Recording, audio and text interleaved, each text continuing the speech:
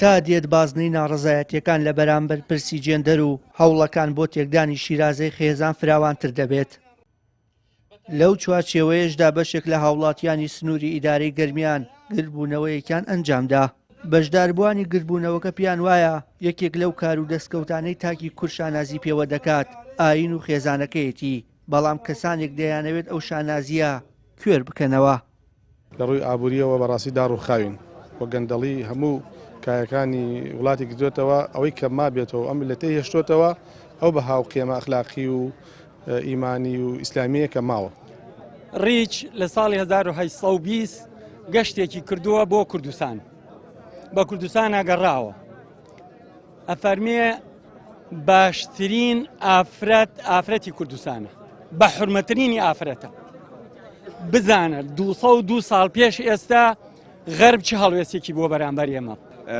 بەڕاستی پەیامی ئێمە هاتووی لێرە ئەوە ڕابگەێنین کە بەهاباڵەکانی ئەم میلەتە و ئاینی ئەم میلەتە هێڵی سوورە و لە هیچ کەسێکی قبوڵ ناکەین و ئێمە هاتووین لێرە نەوەکانی ئایندەمان بپارێزین.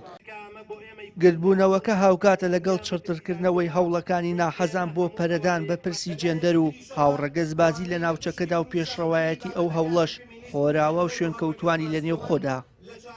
گربوونەوەکە هاوکاتە لەگەڵ چڕترکردنەوەی هەوڵەکانی ناحەزان بۆ پەرەدان بە پرسی جێندەر و هاوڕەگەزبازی لە ناوچەکەدا و پێشڕەوایەتی ئەم هەوڵەش خۆراوە و شوێنکەوتوانێتی لە نێو خۆدا.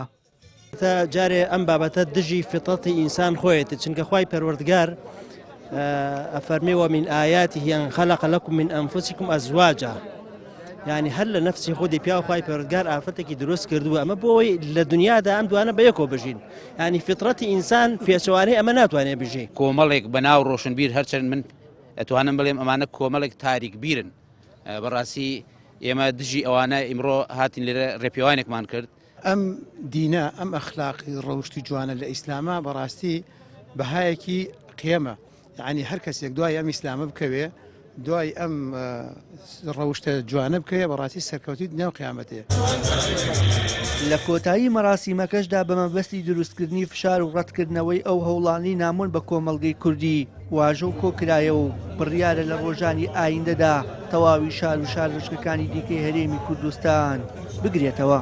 دیارە ئەمڕۆ ئێمە هاوکات لەگەڵ ئەو گردبوونەوەی کە لە شاری کەلار ڕێکخرابوو، ئێمە شۆکۆ و ڕێکخراوەکانی کۆمەڵی دادگەری بە هاوکاری کۆمەڵێک چالاکوان لە شاری کەلار هەڵساین بە هەڵمەتێکی کۆکردنەوەی واژۆ دژ بە پرسی هاوڕەگەزخوازی و یەکسانی جێندەری.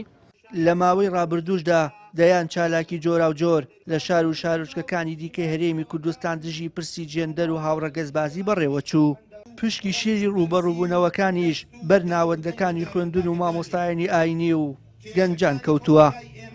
وشیار محەممەد، نێراوی کەناڵی ئاسمانی پەیام بۆ ئیدارەی گەرمیان.